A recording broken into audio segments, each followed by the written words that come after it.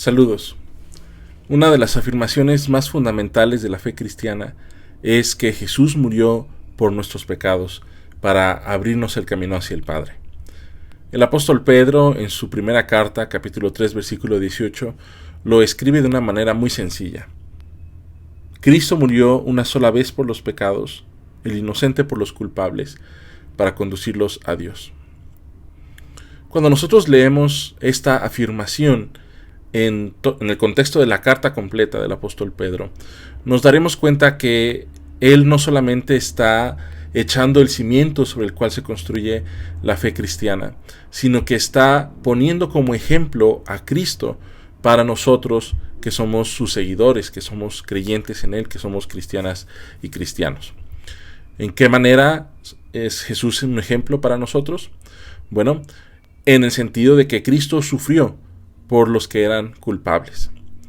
El apóstol Pedro está escribiendo a una comunidad cristiana que estaba sufriendo literalmente por ser cristianos, estaban muriendo por ser cristianos.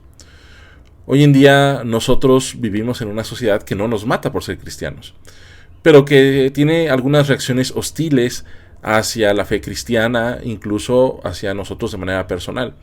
Hay un rechazo, hay prejuicios, quizás haya burlas y ofensas.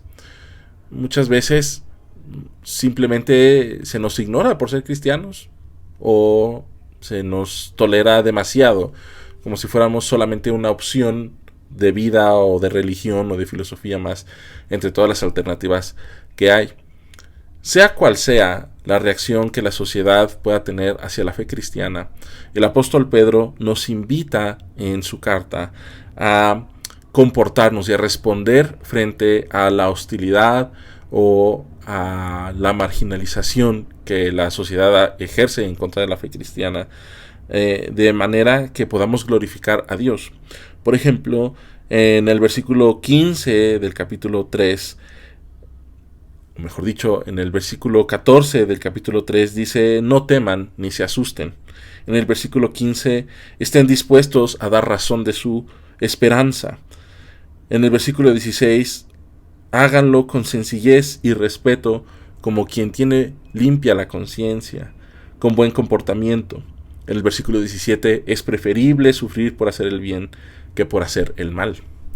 Es decir, frente a los tratos que recibimos como creyentes, por ser creyentes y por hacer la voluntad de Dios de parte de la sociedad, nuestra respuesta siempre debe ser sin temor, con razón de nuestra esperanza, con sencillez, con respeto, con buena conciencia y con buen comportamiento.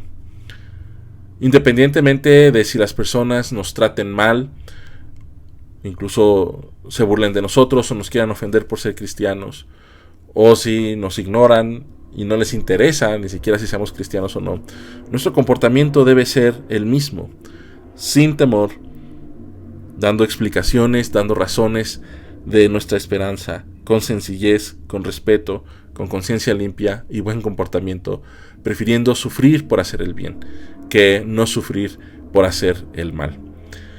De esa manera, el apóstol Pedro dice: Jesús también sufrió y padeció. Él fue a la cruz por nosotros que éramos culpables. Por lo tanto, nosotros que no iremos a la cruz, podemos con nuestro testimonio soportar las reacciones, las hostilidades de la sociedad hacia la fe cristiana, y quizás así también la gente pueda llegar a conocer a Dios. En este 9º día de camino hacia Semana Santa, pensemos cómo responder cuando la sociedad o alguna persona en particular nos cuestione por nuestra fe, nos cuestione en un sentido negativo, en un sentido ofensivo quizás, o nos cuestione en un sentido de curiosidad. ¿Cuál debería ser nuestra respuesta? Nuestra respuesta debería ser una respuesta humilde, respetuosa, una respuesta con la conciencia limpia y buen comportamiento, porque quizás sea la oportunidad de que esa persona pueda escuchar la palabra de Dios y arrepentirse también y buscar al Señor. Bendiciones.